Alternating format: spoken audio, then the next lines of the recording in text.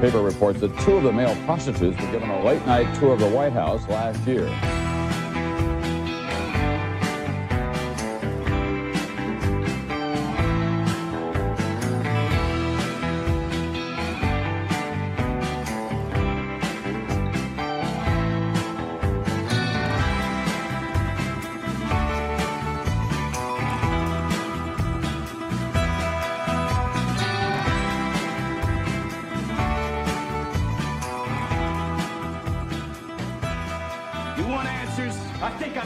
You want answers. I want the truth. You can't handle the truth.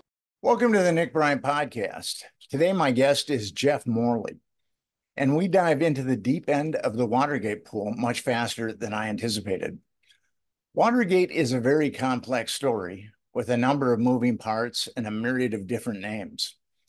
So before I cue up my chat with Jeff, I think it's important to give a pithy description of most of the Watergate players who we will discuss. And also feel free to scroll backwards to refresh your memory about names. The Watergate players as they're discussed in the podcast. H.R. Haldeman. He was Nixon's chief of staff and the second most powerful person in the Nixon administration. Like Nixon, he had no foreknowledge of the Watergate break-ins, and like Nixon, engaged in their cover-up. John Ehrlichman was Nixon's domestic czar and the third most powerful person in the Nixon administration. He had no foreknowledge of the Watergate break-ins, but engaged in their cover-up. John Mitchell was initially Nixon's campaign manager before becoming his attorney general. He had no foreknowledge of the Watergate break-ins, but engaged in their cover-up.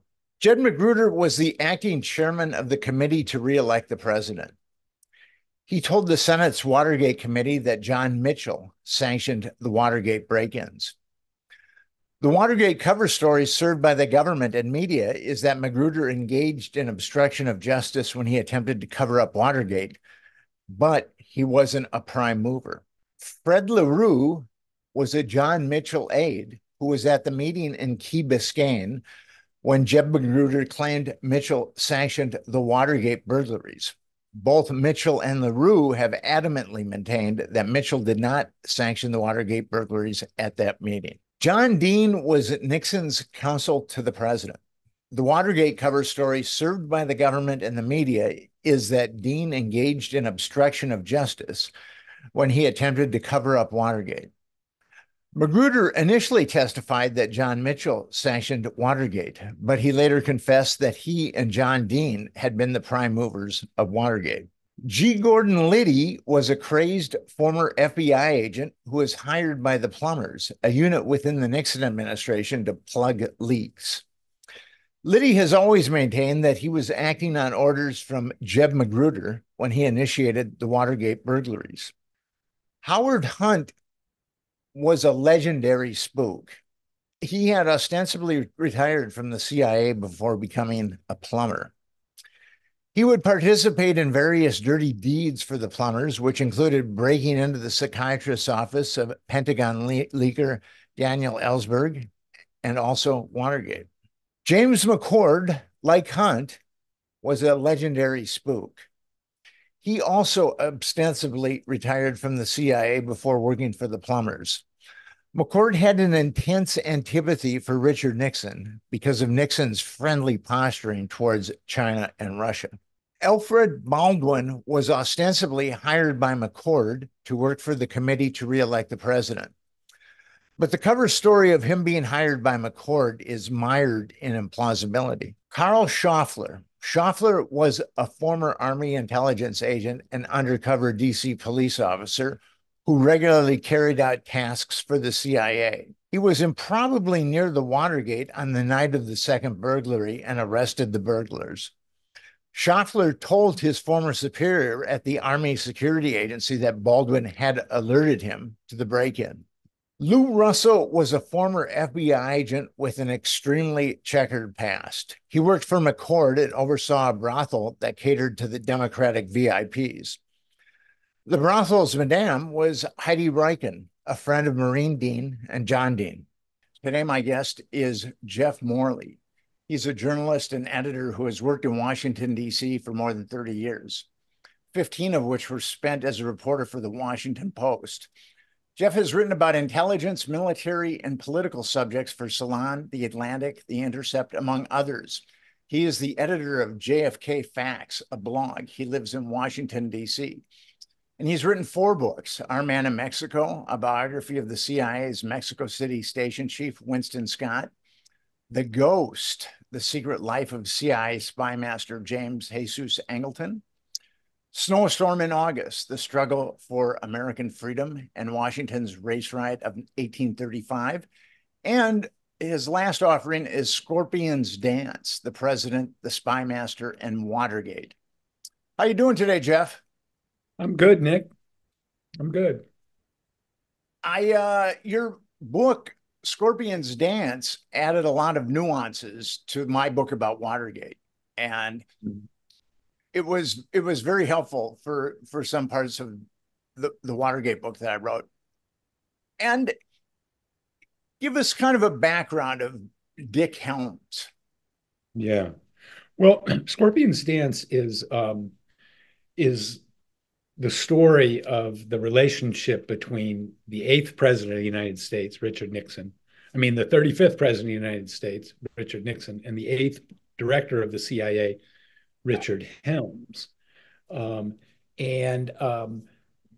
I argue in the book is that understanding this relationship is really key to understanding the Watergate scandal, because Helms's assistance to Nixon was far greater than is generally known in the Watergate narratives, and had a lot of implications that were not considered part of the Watergate narrative at the time that it happened. So Scorpion's Dance tries to really deepen and fill out the picture of why the Watergate scandal happened, how it happened, and in particular by looking at how Richard Nixon and Richard Helms, 2 very, very different men, actually managed to get along, and how they managed power in particular. I think is what the book really tries to explain, is how these 2 men managed power, came together, actually,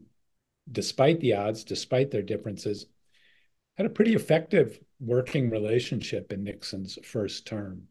And, in the book, I tell the story. There's a phone call. One of the sources for the book was the 9 recorded phone calls between Helms and Nixon, which were captured on the White House taping system. And these conversations take place from February 1971, when the taping system was inaugurated, right through Helms's departure from the government in 1973. But one of the conversations takes place just hours before the Watergate break-in. And it's a friendly brief call between Helms and Nixon about the visit of the Mexican president, Luis Echeverria, to Washington. And Echeverria had seen Nixon, and he was going to see Helms next. So they have this very friendly conversation, and you can tell from the conversation that these are men who get along, or are trying hard to get along. And just hours, probably less than 12 hours before the burglars are arrested, and their whole relationship begins to fall apart. So that's what Scorpion's Dance sets out to do. It's not really a biography of Dick Helms, but it's rather a joint biography of Helms and Nixon. The relationship between Helms and Nixon seems to be a tale of 2 cities. Nixon would let Helms brief the National Security Council, which is where he was kind of forging his geopolitical moves. And then Helms was persona non grata after he addressed the National Security Council. And Nixon really, occasionally when Helms was briefing the National Security Council, Nixon would say a number of derogatory things about the CIA. But then you also paint a picture of Helms and Nixon actually getting along, which seems to be antithetical to those 2 polarities. So yeah, well, what are your thoughts about that? Well, so two very different men. Nixon, a self-made man, come from not poverty, but very modest means in California, um, and struggles to master himself, master his keen intelligence, and develop his extraordinary political ambitions, which were limitless. Um, and Helms, on the other hand, practically to the manner born. His father is a big executive at the American Aluminum Company. His grandfather was an international banker. Um, he was the epitome of the East Coast elite, which Nixon both envied and mistrusted, hated and loved. And um, and so he was naturally very suspicious of Helms. He thought Helms was, at first, he thought Helms was like a big liberal because he was, an Eastern guy, which wasn't true at all. Helms was a real hardcore anti-communist Cold Warrior. There was nothing liberal about his at all. Um, but stylistically, the men are very different, but Helms understood something about being a CIA director, which is if the president doesn't listen to you, you have no job. And so you have to say things that the president can hear and listen and accept. And so Helms worked very hard at soothing Nixon, at appealing to his wounded pride, at flattering him. There's some notes from Helms to Nixon, and really master of flattery. Flattery will get you everywhere. Your speech was magnificent last night. At the same time, like you said, other times Helms, there's one meeting where Nixon's very annoyed by bad news from Vietnam, and he starts blaming Helms for it. And Helms is like, I told you this was bad, but, and then other times there's another conversation where Nixon, like, he wants Helms's approval. And they're talking about Cuba, and Nixon says, well, do you think, I should go easy on Castro? And of course, Helms says, no, no, sir, continue your hard line. It's magnificent. And so Helms would buck him up. And I know people say, CIA helped overthrow Nixon or helped bring about Nixon's demise. And, there's a lot of questions about what was going on in Watergate. But, to me, those theories founder on the fact that Helms worked very hard to support Nixon and was one of his most loyal cabinet members in a cabinet there was a lot of dissent, especially in 1970 when Nixon and Kissinger expand the war into Cambodia, the war that everybody wants to wind down. They escalate and go into Cambodia, and a lot of Nixon's cabinet, Melvin Laird, the defense secretary, was against it. Secretary of State was against it, and other people in the cabinet were against it. Helms totally backed up Nixon and Kissinger and said, they should have done more. So, Nixon did not get along with Helms because of their cultural differences sometimes, but Helms was very supportive of Nixon throughout his presidency. And in fact, one of the manifestations of that is the burglars. And you hear Haldeman say in one of the Watergate tapes in June of 1971, Nixon's, after thrashing around reading the papers about Daniel Ellsberg, who's just leaked the Pentagon Papers to the New York Times, Nixon and Kissinger are furious, and Nixon wants to do something to Ellsberg.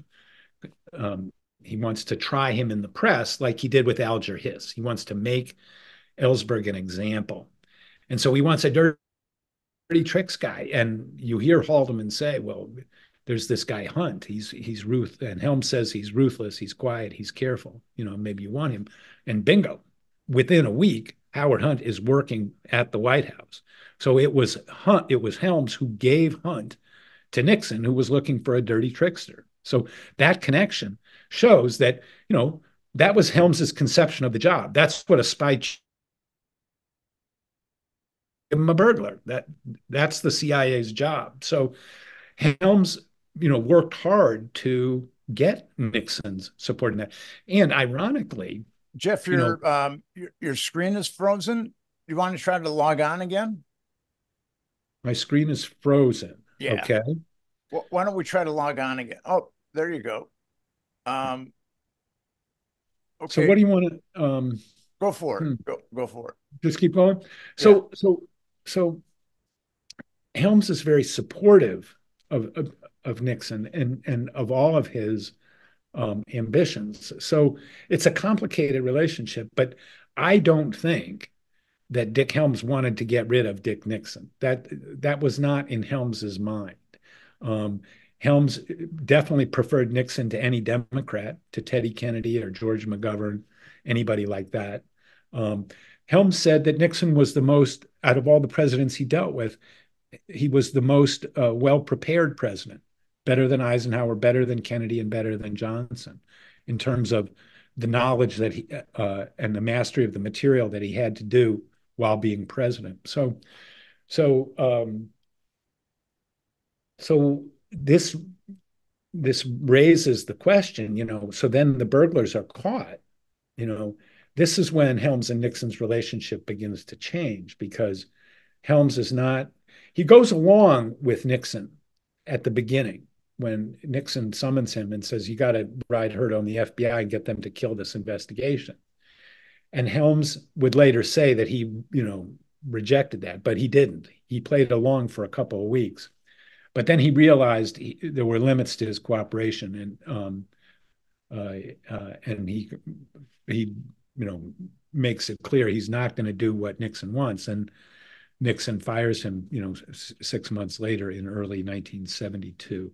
Just to kind of refresh people's minds about that, what happened was after the Watergate break-in, Nixon wanted Helms. The FBI was investigating the money, and it was going back to the committee to reelect the president.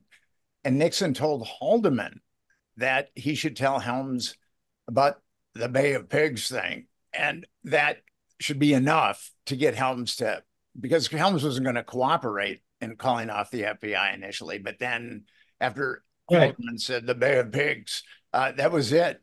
Helms agreed to help the administration, even though I don't think he really did. Yeah, no, and that I explain in the book, Helms understood exactly what Nixon was saying when he said, if you don't help me, this could blow the whole Bay of Pigs thing. That was blackmail, pure and simple, about the CIA's possible involvement in JFK's assassination. And here's how it worked, Nick. 8 months earlier, in October 1971, Nixon summoned Helms to his office. Nixon had been trying to get the CIA's analysis of what went wrong at the Bay of Pigs ever since he came to office. John Ehrlichman tells the story that Nixon would send him over to the CIA with the mission, get with their papers, what they thought went wrong at the Bay of Pigs. And so Ehrlichman would go to Langley, he'd have a meeting with Helms. Helms would say nice words and promise all of this and that. And Ehrlichman would always walk away empty-handed. Helms never gave him what he wanted. This went on for a couple of years, a couple of trips. So finally, in September of 1971, Nixon's thinking ahead to 1972. He thinks he's going to be running against Ted Kennedy. And he's tired of this foot dragging from Helms. So instead of sending Ehrlichman out to Langley, he summons Helms to the Oval Office. So this is serious business. Nixon did not do this often. He did not have many one-on-one meetings with Helms, but this was one time. And so he calls him in and he says, I want this material. And Helms is kind of nice and says, yes, of course, what do you want it for? And Nixon is kind of hemming and hawing. I need it for a negotiation. I need it to prepare. And Helms is like, what are you talking about? And he keeps bugging him. Why do you do it? And you hear Nixon say on the tape, the Who Shot John angle. That's why he was interested. So when Nixon talked about the Bay of Pigs reporting, what he had on his mind was the assassination of Kennedy. And Bob Haldeman says this in his memoir. He says, Nixon used this phrase, the whole Bay of Pigs thing, as a kind of coded reference to JFK's assassination. And so Nixon said it to Helms's face. That's why he wanted that material. Now, Helms didn't give it to him. He gave him some other stuff that he wanted, but he never gave him anything on the Bay of Pigs or JFK. But 8 months later, when Nixon sends Haldeman to tell Helms to get online, and if he doesn't get in line, it's going to blow the whole Bay of Pigs thing, Helms understood exactly that Nixon was talking about JFK's assassination. And that had been speculated before. Haldeman said it in his book, and my book proves that Haldeman was right. Nixon did use the phrase, the whole Bay of Pigs thing, as a coded reference to the assassination, to the who shot John angle of American history. And so that's what Nixon wanted to know. He never got it. And that's why Helms blew up at Haldeman, because he understood it was a very naked power play and a nasty piece of business to accuse a CIA director of being involved in the assassination of his predecessor. And of course, Helms blew up and fell, and like you said, and fell in line and kind of had to pretend like he was helping them, although in the long run, he really didn't. He didn't intervene with the FBI. He intervened to protect his own men, but he didn't intervene to protect Nixon. And in fact, he kind of leaked to the FBI that they should, if they wanted to know who was running the burglars, they should take a look at Ehrlichman, because Helms really hated Ehrlichman and he wanted to screw him over really badly. And that's how he did it, by trying to shift the blame away from his guys onto the White House. And it worked.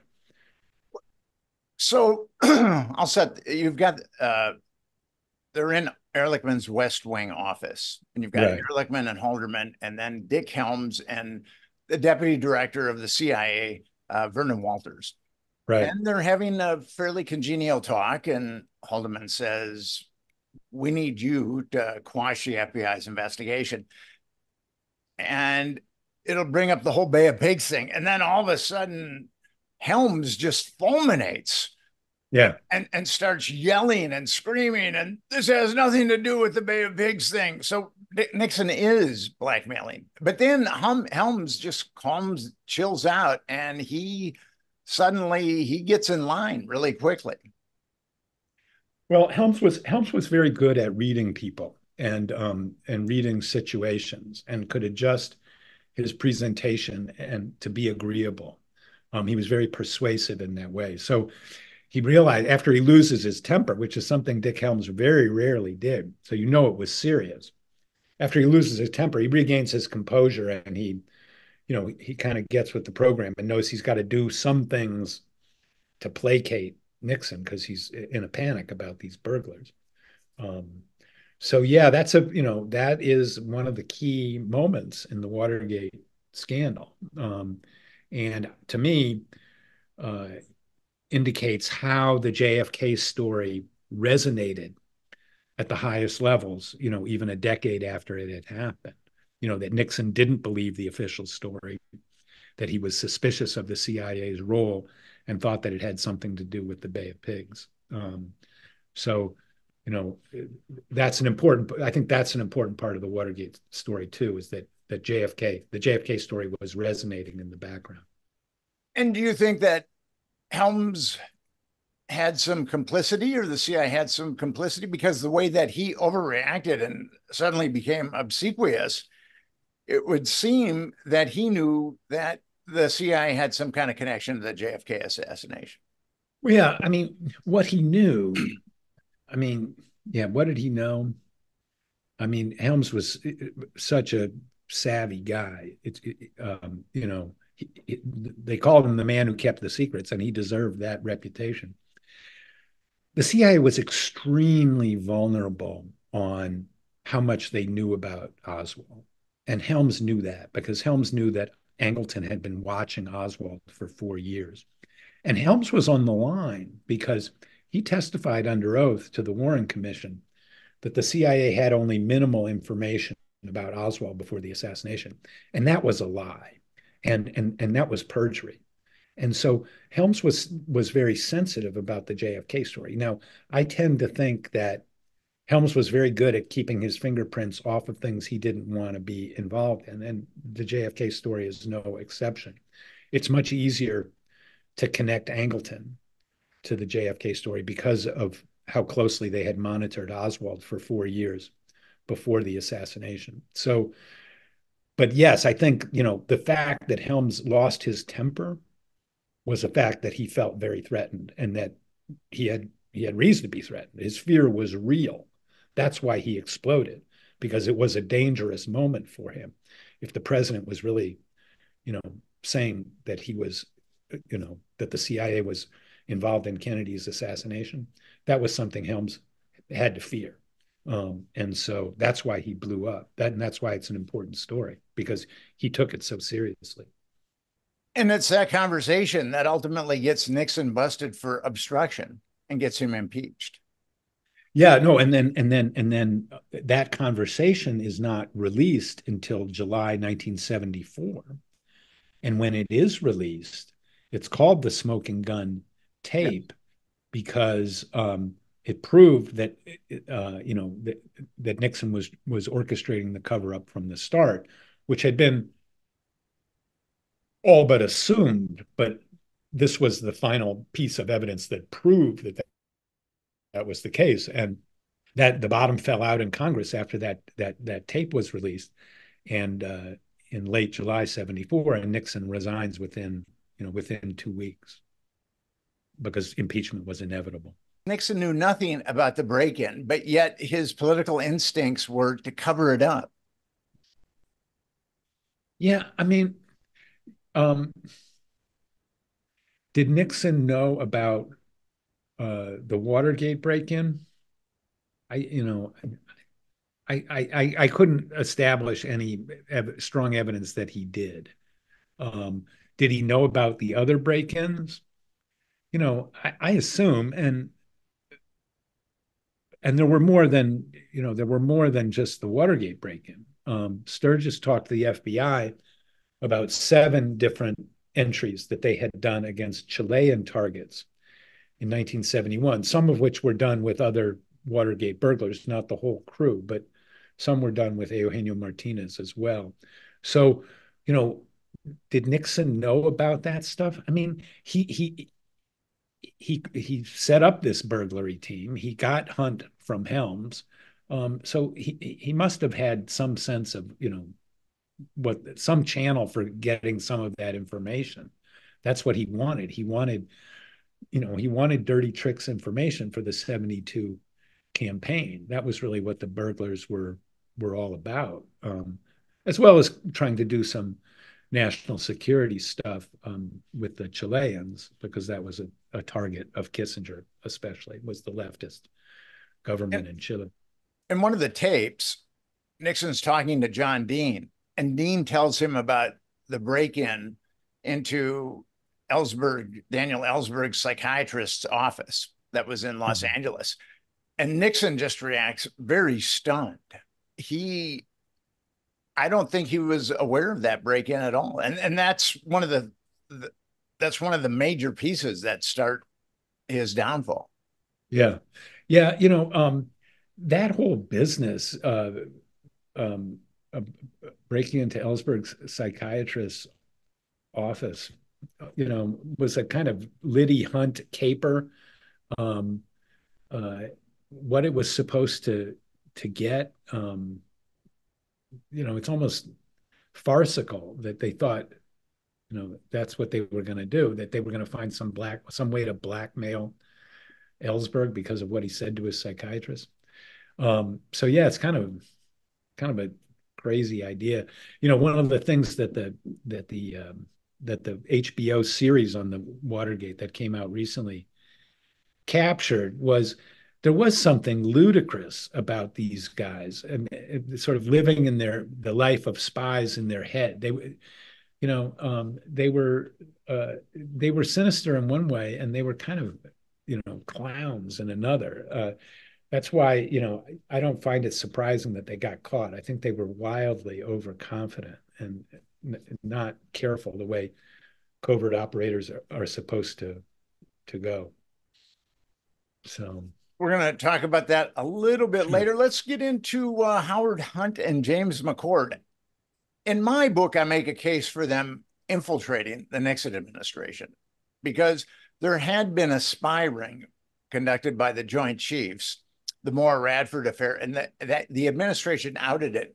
And Helms was very much a hawk, and Thomas Moore was very much a hawk. He was head of the Joint Chiefs of Staff. And these guys were very, very enraged that Nixon was opening up diplomatic relations with China and conducting strategic arm limitation talks with the Russians on the sly. I mean, he was not showing any of his cards to the military hawks. Mm-hmm. You know, so I mean, I didn't see Hunt and McCord as infiltrating the administration as much as going to work for them. Helms was providing the Nixon people with his best covert operators. And he knew McCord from the Office of Security. McCord had handled very sensitive operations before, break-in operations. When in 1961, 62, the Cubans arrested 3 radio technicians in Havana, and they were CIA operatives. The Cubans didn't even know that. The Cubans didn't know what they were, but they were held in a Cuban prison. And McCord got the floor plans for the prison and was, planning a break-in. They were going to break in and spring these guys from a Cuban prison, and McCord was the guy who developed the plan. It turned out that by the time they were ready to go in December 1962, they negotiated the release of the Bay of Pigs prisoners, and these prisoners who they were going to spring were actually released by the Cubans, so there was no need. But that was the kind of stuff that Helms relied on McCord for. Now, Hunt and Helms were buddies. These guys were, McCord and Helms were professional friends, but Helms and Hunt had more of a personal relationship, going back to 1957 when they met at a conference of station chiefs in Havana. And they kind of hit it off. They were a little opposite in personalities. Hunt, very brash, outspoken, very right wing.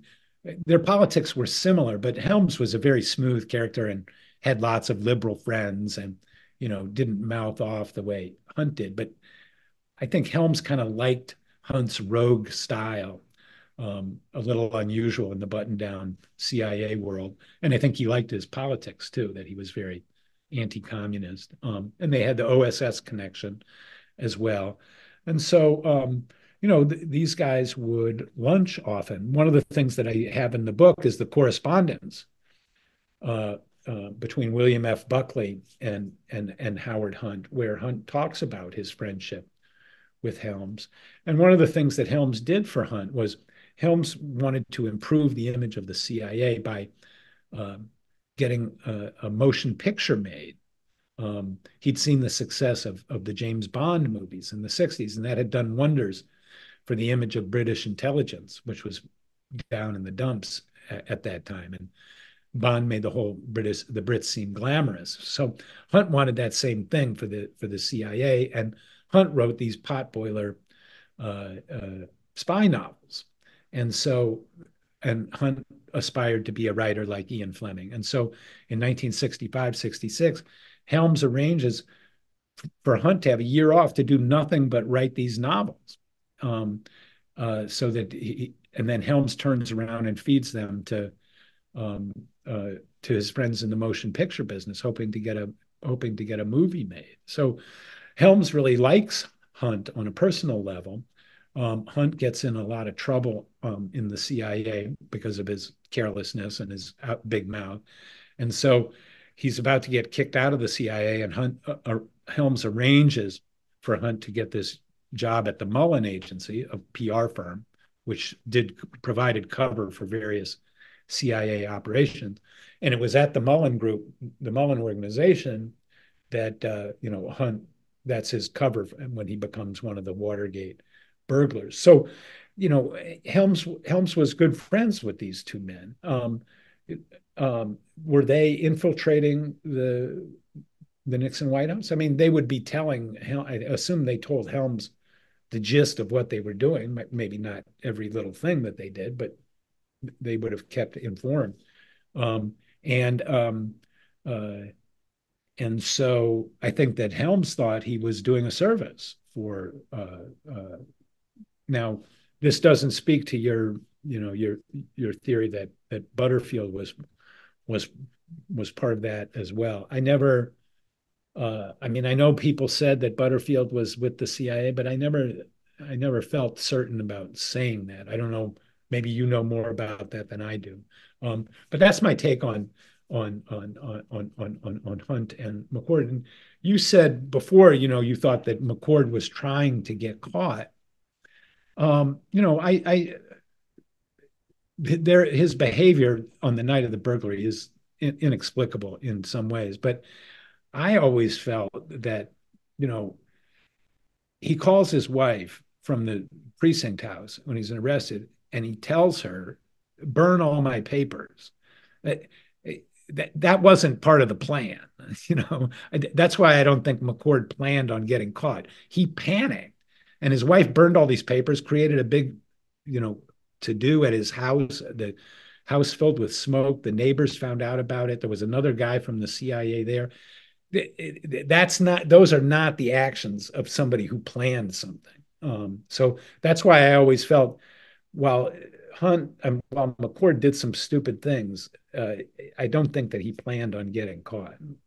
McCord didn't like Nixon. I think it's pretty obvious from James Rosen's books, The Strongman, that McCord just didn't like Nixon. And are you familiar with that book at all? Yeah, no, I read it and consulted it. And his actions are pretty sloppy, but here's the telltale, or one of the telltale signs that I think McCord had a secret agenda. He became head of the committee to reelect the president of security, and he needed a bodyguard for Martha Mitchell the following day. And he called James Baldwin, who was in Connecticut, just randomly. And he should have called. I mean, I think if he didn't have a secret agenda, he would have called someone in the special. He used the Society of Former Special Agents of the FBI. And there were a lot of former FBI agents in Washington, D.C. that could have done that job, but he called Baldwin in Connecticut, which is kind of rather strange. Yeah, I mean, and Baldwin is kind of a useless character, and is useless on the night of the burglary. But to me, that doesn't add up to intentionally bungling the burglary. I just, I didn't see that. I thought that, look at Hunt's reaction. Total panic, runs home, destroys files, throws his typewriter in the lake, goes on the lam. That's not, that wasn't something he planned to do, I don't think. And so I talk with people, Jim Hogan, who wrote one of the Secret Agenda, one of the first really good Watergate books after All the President's Men, and he said, he like you, he felt that that somebody had botched this thing intentionally. But I just, at the end of the day, I wasn't convinced by that. Now, the point that you make about that the Radford Moore affair is important, right? This really, they've got this guy inside the White House copying Henry Kissinger's briefcase, basically. And this is going on, for a long time, and everybody at the Joint Chiefs knows about it. So yeah, the Nixon White House is fencing people out. The Joint Chiefs, are not consulted on the Strategic Arms Limitation Treaty, but the CIA is, and one of the key questions, in the debate was the nature of the Russian missiles, and were these multiple independent reentry vehicles, MIRVs. So the Russians had these huge missiles, nuclear missiles, and then they have different warheads in the missile. And the Americans thought that these warheads were multiple independent, so that one rocket could have 6 or 8 nuclear weapons in it and could disperse them as it was flying. So if the issue were those multiple independent reentry vehicles, was a very important question, because if the Russians did have that capability, America needed a much bigger, more robust defense to survive a Russian first strike, which in the game theory of nuclear war, what you want to do is you want to deter the other guy by making it clear that he can't decapitate you and win the war. So, but if the Russians had these capability with these missiles, and so the question went to the CIA, right? That's why you have a CIA, is to answer questions like that. What's the nature of this? And the CIA said, no, those are not independent missiles, and so our defense is much less. That is not the answer Nixon and Kissinger wanted to hear, because that made the rationale for the anti-ballistic missile system, the ABM system, which was what they wanted, it made it much less compelling. If the Russians didn't have that capability, you didn't need that kind of ballistic missile defense in order to survive a first strike. So that was a case where the CIA kind of gave Nixon the liberal view, and he wasn't happy about it. But Helms gave the brief of his staff to the White House, and even in his memoirs, Kissinger said, and in fact, Helms and the CIA, we eventually found out they were right, and that they had made the call that the Russians did not have that capability, that Nixon and Kissinger had overstated or overassumed what the threat was. So, you talk about the Joint Chiefs very upset about opening to Russia and China and strategic, arms limitations talks and not being consulted. I didn't think that Helms fit in the same category as the generals. I think Helms thought Nixon's the president. This is what presidents do. They have the right to go and do that. And in fact, Helms helped Nixon and Kissinger create a secure channel, because they could do secure communications on some of their secret trips to China, so that it wouldn't become public. So I never felt like Helms was a hawk in the same way that the Joint Chiefs were hawkish on what Nixon and Kissinger were doing. So McCord, this brilliant CIA agent, hires Baldwin, who, it's kind of almost like a non sequitur, him hiring Baldwin, because there's so many retired FBI agents in DC, and he puts him up at the Howard Johnsons. And what I find really interesting, he rents the room under McCord and Associates. Although there's going to be illicit things going on, there's going to be monitoring of the DNC. I just think that that's strange. Was McCord, although he was accomplished CIA agent, was he that bungling to rent the room under McCord and Associates, where he could have rented the room under a myriad of different names? Yeah, it seems incomprehensible, but you know what? CIA people do stupid things. I mean, it happens. So, I mean, I couldn't draw an intentional. I couldn't draw any conclusions about intentions based on that. Just because it's curious. I mean, it might be intentional, but what makes what's the evidence that corroborates that, that it was intentional? To me, if you look at McCord's reaction, he wasn't trying to get caught that night because his actions indicate that he was panicked. In that call, McCord understood exactly where he was. In that call to his wife, he also told her, he said, go to my office. There's a picture, an autographed picture of Dick Helms on the wall. Take it down. So right away, McCord understood he had to cover his tracks going back to Helms. From the moment he was arrested, that's what he was trying to do. Again, if he was trying to get arrested, would he do? Was that part of the plan? I don't see it. I don't see it. I think there's better explanations for what happened.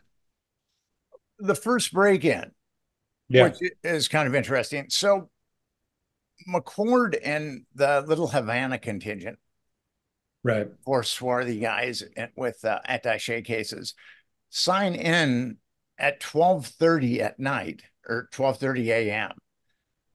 to the Federal Reserve Board. And the Federal Reserve Board had been burgled the previous month. Why?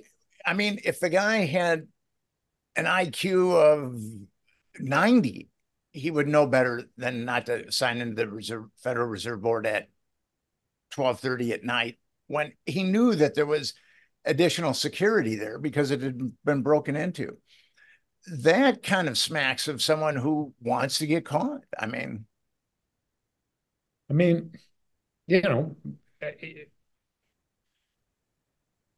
it's possible. The question is it true? And just because it might be true, that wasn't sufficient for me to draw any conclusions about, were they trying to get arrested?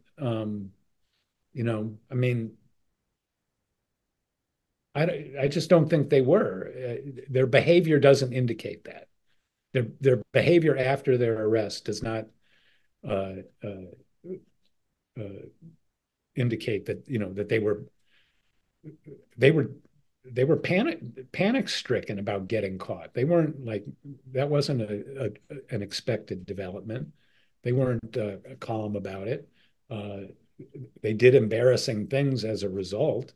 The fact that there was a fire at McCord's house, a lot of people heard about that at the CIA, and eventually it got back to the story got out because it got back to the Senate Watergate committee, and some of the CIA people insisted that the CIA tell the Congress about the fire at McCord's house, which could have been a huge problem for Helms. He had arranged his departure by then, and it never really touched him.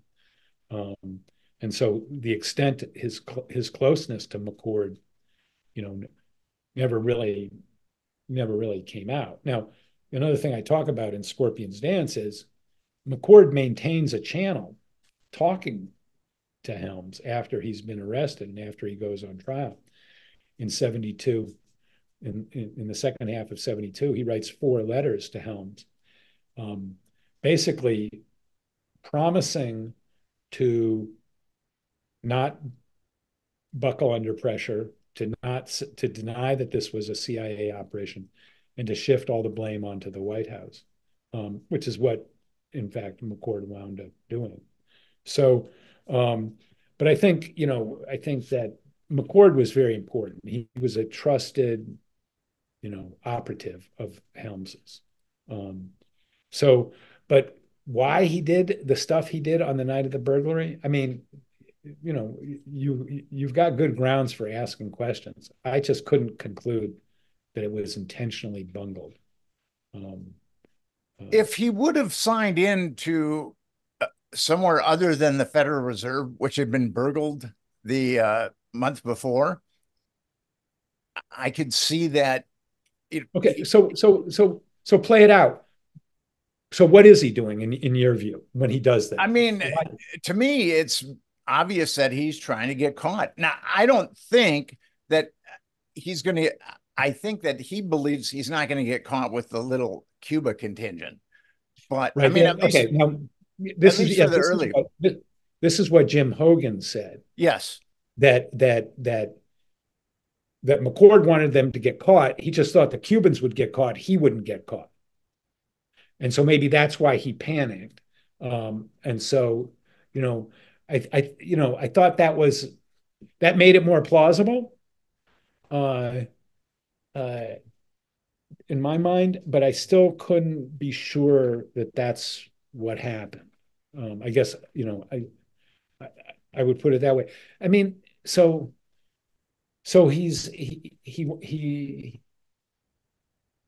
let's just play it out, because I'm not dismissing the possibility out of hand. It was a question I spent a lot of time thinking about when I was writing the book. Um, so let's play that out. He wants to get caught. He's throwing up clues so that if anybody's looking, which what he knows people are looking, he wants them to be looking. Why does he do this in your scenario? What's his motivation? McCord really doesn't like Nixon. And the strong man, he says a number of disparaging things towards Nixon. And I also have a tendency to think that Helms didn't like Nixon either. You, in your book, Scorpion's Dance, you kind of indicate that Helms and Nixon are friendly and that there isn't any major antagonism there. But I think No. There's a lot of antagonism there, but Helms manages the relationship by flattering Nixon and stays in Nixon's good graces. I would put it that way. And at key times comes to his support, like in the invasion of Cambodia. Um, so yeah, there's some antagonism there. I guess I would say maybe where we differ is you think that that's a ideological antagonism. yes, I think that Nixon posturing with the communists, and also Nixon was willing to get, from what I understand, Nixon was willing to give up Vietnam to perpetuate the talks with the Russians about strategic arm limitations. And this was one thing that drove a number of the Hawks crazy, is that Nixon was willing to basically forfeit Vietnam for productive talks with the Russians. I mean, I don't think that's what Nixon and Kissinger were doing. I mean, they didn't want to lose Vietnam. They thought that standing tough in Vietnam and escalating the war was the reason that the North Vietnamese had eventually come to negotiate, and the reason that the Soviets had come around on strategic arms limitations was that they had proved that they were tough. Now, if you look at it from the Russian side, that's not the way the Russians viewed it.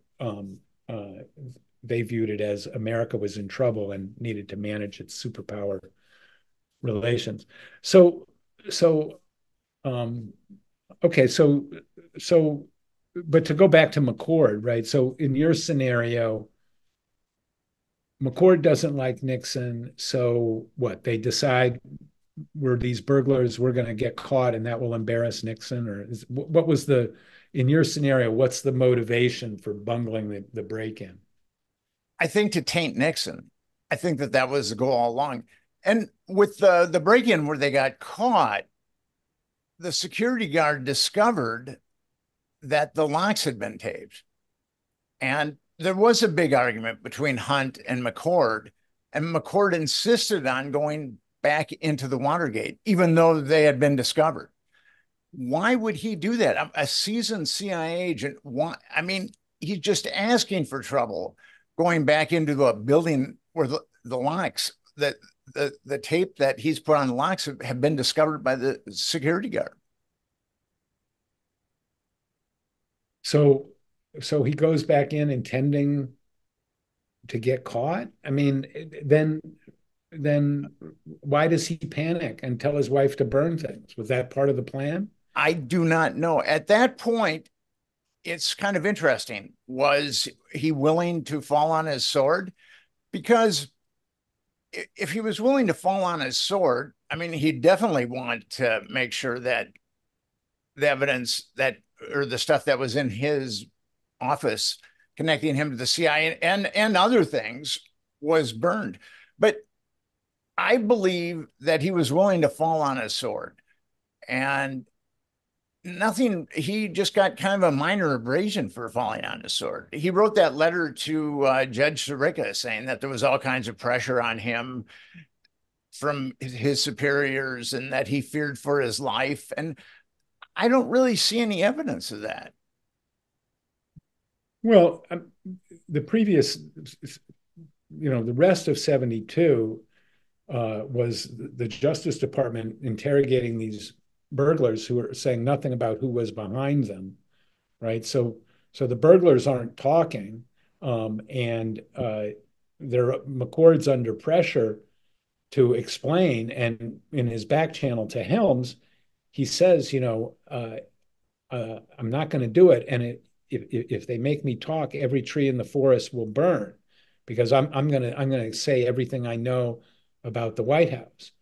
So McCord's message to Helms was, yeah, I'm going to fall on my sword, and I'm going to blame the White House in order to protect the CIA. So I still see McCord and Helms, playing this game of, those burglars are your problem, Mr. Nixon. I gave them to you, but I'm not taking any responsibility for it. I'm the behind the scenes man, and I have nothing to say about it. And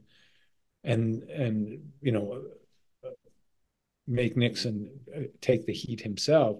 And that's what happened after McCord sends the letter to Sirica, which then people. Sirica is the judge that's adjudicating the burglars case in case. And then people like John Dean in the White House break and flip. And Dean goes from defending Nixon to ratting him out.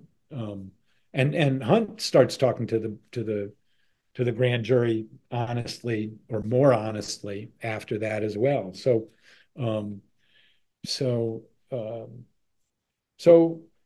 But on the second night, Hunt says, we should not go into the Watergate. And McCord really lobbies to go into the Watergate. So they seem to have differing agendas at that point, once that operation is compromised by the security guard finding out that the locks are taped, you would think that you would live to fight another day, not go in that night. Yeah, you would think, but McCord never said that. How do we know? How do we divine this intention? Where's it coming from? So you're saying McCord is kind of taking over the operation and driving it off a cliff intentionally? I do believe that, yes. To embarrass Nixon. But what, Hunt's not part of that? Hunt's not. I think, both McCord and Hunt told a number of lies to people in the Nixon administration. They told Liddy, when Liddy introduced Hunt and McCord, they lied. They said that they were just meeting each other for the first time, and there's a tremendous amount of evidence that they'd known each other for quite some time. And I think that they had a similar agenda of penetrating the White House. But I think McCord and Hunt, their agendas diverge by the fact that they have this big argument where Hunt says this operation is compromised. We cannot go into the Watergate. And McCord insists on going into the Watergate. So I think that at some point there was a divergent agenda between McCord and Hunt. Mm-hmm. Well, I thought about these possibilities because there are, peculiarities of what happened, but that's why I ultimately came down and against the idea that the burglary was intentionally bungled. Although um, it was interesting and worth noting that one of the other burglars, I think Martinez, also said that he thought McCord had bungled it on purpose. That was the one piece of evidence that to me weighed in favor of that, was that one of the other burglars thought that. Now, there wasn't a well-developed argument or thought by Martinez. One of the problems is that I found Martinez's oral history at the Nixon Library, which consists of 2 CDs. It was like a 2-hour interview. And the second half of the interview is still entirely classified. I put in an appeal to have it declassified, and still haven't heard back from the Nixon Library. That was like 5 years ago that I put in that request. So you might not yeah, hear back for another 5 years. yeah. So So Martinez, let's talk a little bit about him. He, when Schaffler and his fellow DC detectives bust those guys, Martinez has the key to Maxie Wells's desk. And according to Hogan and some other people, that Maxie Wells had a envelope in her desk where there were pictures of prostitutes that were at a stable of Heidi Reichen, which was at the Columbia Plaza, which was about a block away from the Watergate. And that yeah, was a CIA honey trap. Would you agree with that? I don't know that it was a CIA honey trap. I don't see any evidence of that. This were out of town politicos would come to the DNC. You want a date for the night? Here's, you can call these girls. And Martinez, clearly that was what they were angling for. And this was because what they wanted was blackmail material. This that was what really motivated Nixon and Hunt. That was their style. And so, yeah, that was the motivation for the burglary. Was, they weren't in Lawrence O'Brien's office when they were arrested. They were in this office used by the secretaries, which was not otherwise not important. But they knew what they were going for, which was blackmail material, including the escort service. Now, was the escort service a CIA honey trap? I mean, Heidi, what's her name? I Heidi don't see Reichen. any connecting her to the CIA. Her ne'er-do-well boyfriend, pimp. I don't see him connected to the CIA. So, Are you talking about Lou Russell? No. Joe Neslin? It was the guy who was arrested just a couple weeks before, and because John Dean's wife was friends with these girls, Dean called the prosecutor into the White House, and You're thinking of Philip Bailey. Yeah, yeah.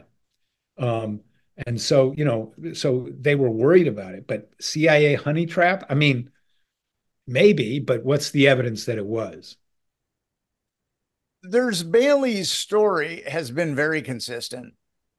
And Lou Russell, according to Bailey, was an overseer of that operation. And Lou Russell did, in fact, have a relationship with Heidi Reichen. Actually, Heidi Reichen moved in with Lou Russell at a certain point. And Lou Russell was working for McCord and Associates. So Russell has, well, he, just not going by Bailey, because Bailey says that it was a CIA honey trap. You've got Russell working for basically as kind of the thug of that brothel. He's working for McCord and Associates. And then you've got a relationship between Russell and Heidi Reichen, which Bailey does talk about. I admit that Bailey is kind of a compromised individual, but there's a couple of indicators that indicate that he was telling the truth. I mean, again, maybe, but maybe not. I mean, I didn't see any evidence that I'd be willing to, to put it in print and state that as a fact. It's an inference, it's speculation, it might be circumstantial evidence, but it's not direct evidence. And to me, it's not strong. And John Rudy, he was the assistant U.S. attorney in Washington, D.C., that would ultimately prosecute Bailey. He said that that the Watergate or the Columbia Plaza operation had been the investigation into that had been quashed by his superiors, which is another indication that why would if that brothel wasn't affiliated with intelligence, why would an investigation into it be quashed? Because it was embarrassing to, the White House. There was a woman, one of the women in the book had a job in the executive branch. She was fired as soon as Dean found out about it. Dean's wife was, or girlfriend, and then wife was friends with Heidi. So, he was worried about spillover to the White House. And some Republicans had been clients of that escort service, Jeb Magruder in particular. So, so they had stuff to hide. That doesn't mean that it was a CIA honey trap. To me, it means what the facts tell us. It was an escort service that had prominent Washington clientele, and that was a sensitive matter that a lot of people could be blackmailed about. And that's what the burglars were after. So, and Lou Russell overseeing that brothel and being part of McCord and Associates, do you think that is germane at all? Interesting story. He drops dead in the middle of it. He has no papers. There's no way to confirm it. It's like he was in the middle of it. He was a low rent character. You can make a lot of, again, you can make inferences. You can speculate about it, but that's not, to me, that's not the same as evidence. So I just, to me, I couldn't go there in terms of stating that is what happened. Now it's interesting. John Mitchell, according to Jed Magruder in his Watergate testimony, said that John Mitchell ordered the break-in when he was in Key Biscayne, Florida. And the Mitchell aide that was with him, LaRue, said that John Mitchell absolutely did not order that break-in. And Magruder will go on to say that it was John Dean that ordered that break-in. And we do have, Dean has a very interesting connection to that brothel because his wife is a very good friend of the woman that's running it. Yeah, that's why he was interested in it. So do you think that Dean was the prime mover of that second Watergate break-in?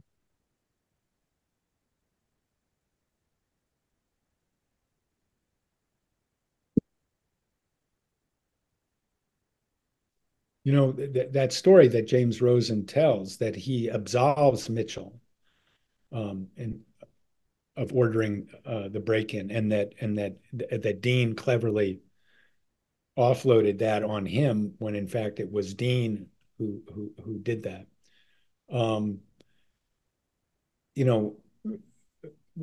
What's the communication from Dean to the burglars? How did that work? It was Magruder. It was from Dean to Magruder and Magruder to Liddy.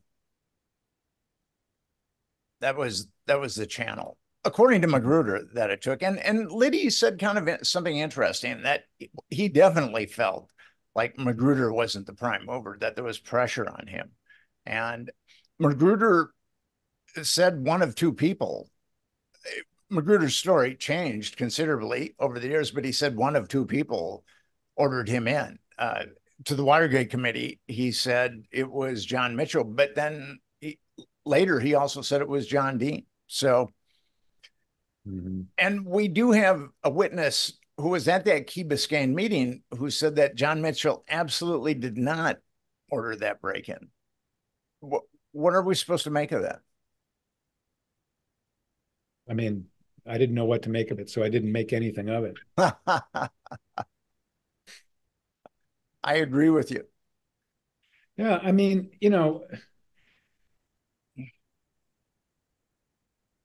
it's very easy to speculate, and there's a Yes. lot of possibilities, and there's a lot of things that we don't know. And it was a very, uh, criminal milieu. But that doesn't mean that everything that you think might be true is true. It just doesn't. And in fact, you have to watch out for those things I that agree with you. think it's true because you want it to be true. I really tried to avoid that, and stick to what could we say with confidence in terms of, you know, what So happened. we've got, according to Magruder, two people ordered the break-in, either John Dean or John Mitchell. Would you go with John Mitchell at that point, or would you go with John Dean?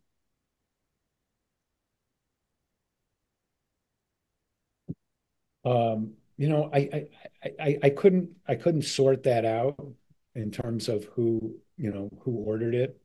My sense was these guys had a blank check and they went out and, did the jobs when they wanted. And, did the people in charge know? Were the people you know, the burglars had autonomy, I guess is the way, you know. So who ordered it? I mean, okay, what's the difference in terms of who ordered it? What are the implications of the answer to that question?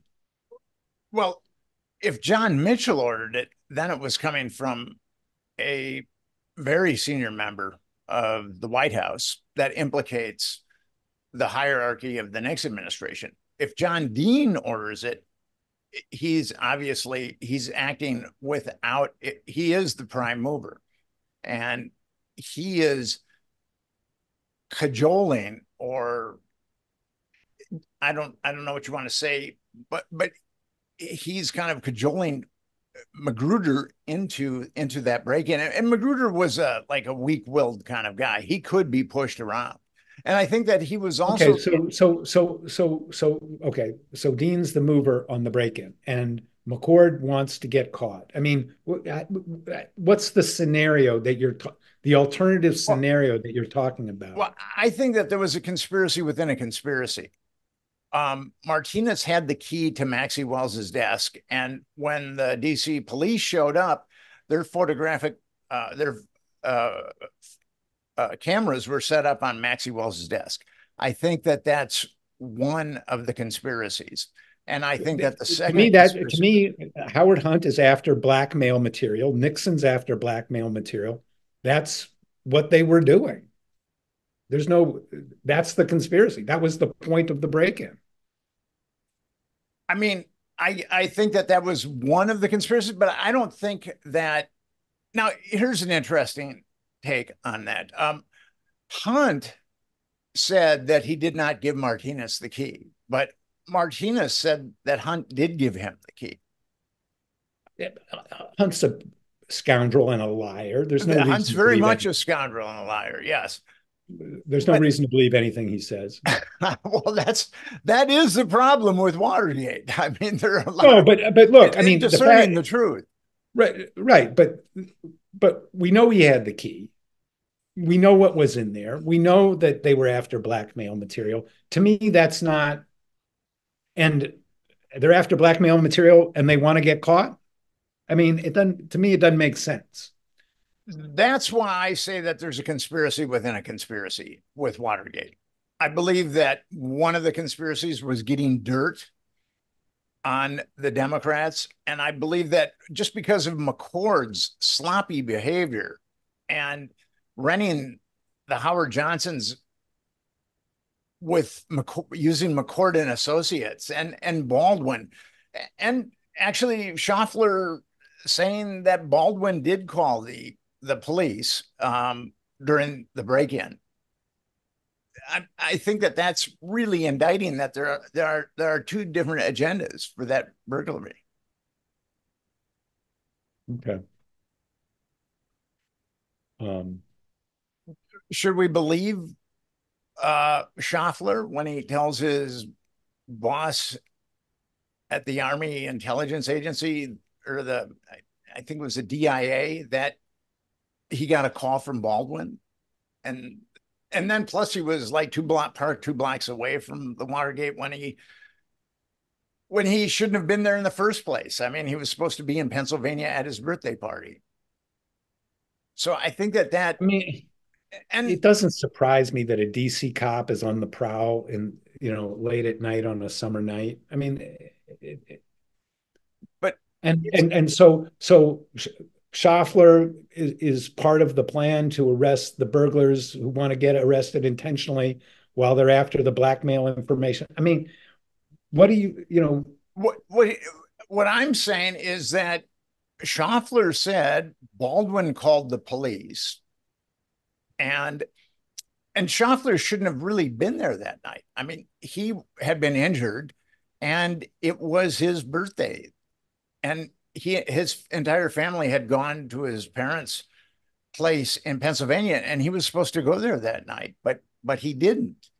He was parked 2 blocks away from the Watergate, and he told that to his boss, and a number of people, and Phil Stanford's book had some pretty interesting anecdotes about that, where there were a number of people that Schaffler worked with that were convinced that he knew that Watergate was going down that night. His partners, and also a woman that worked at the in the DC police.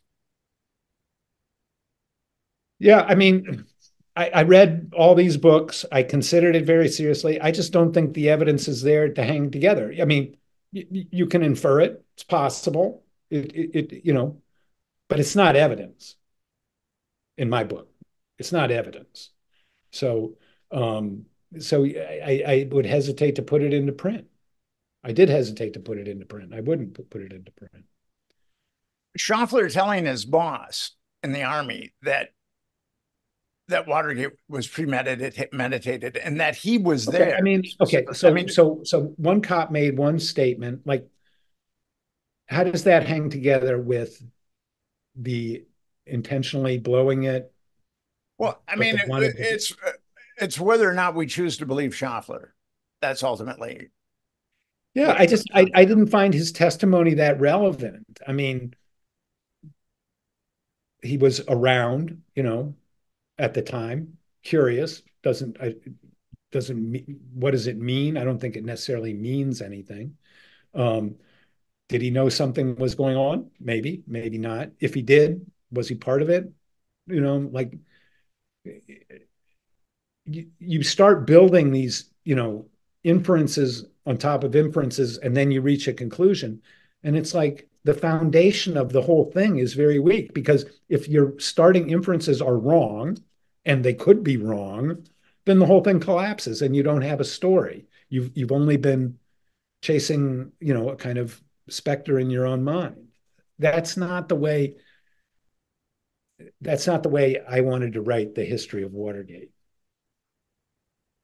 So we've got Baldwin, who is kind of a suspicious hire. McCord needs a bodyguard for Martha Mitchell the next day, and he's got all these FBI agents to choose from that are retired, but yet he picks a buddy.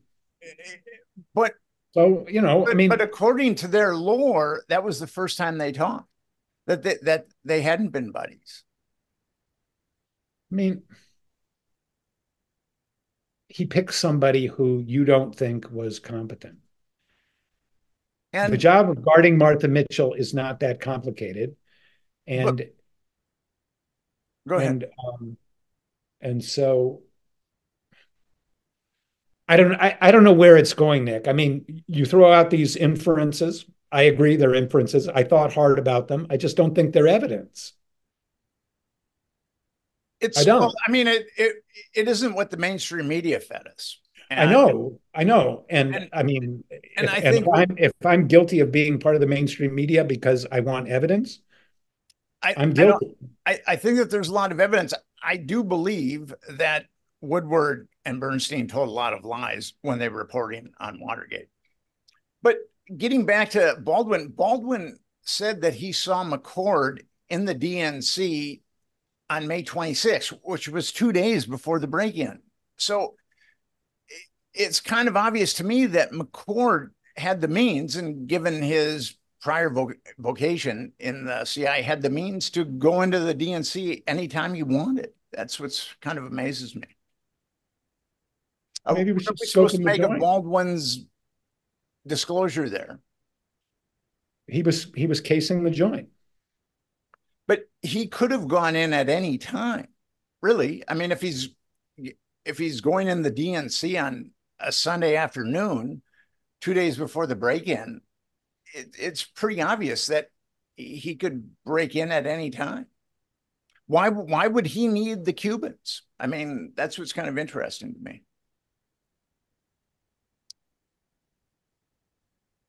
I mean, I think he needed the Cubans because he needed people who were familiar with breaking and entering and who had done it before and who were considered trustworthy. And these were Hunt's guys. It's not, to me, I don't see anything mysterious, or that's what happened. Makes sense. And the fact that, that McCord felt he could go in there, had free reign, to me, that comports with these guys were wildly overconfident. And that's why they got caught.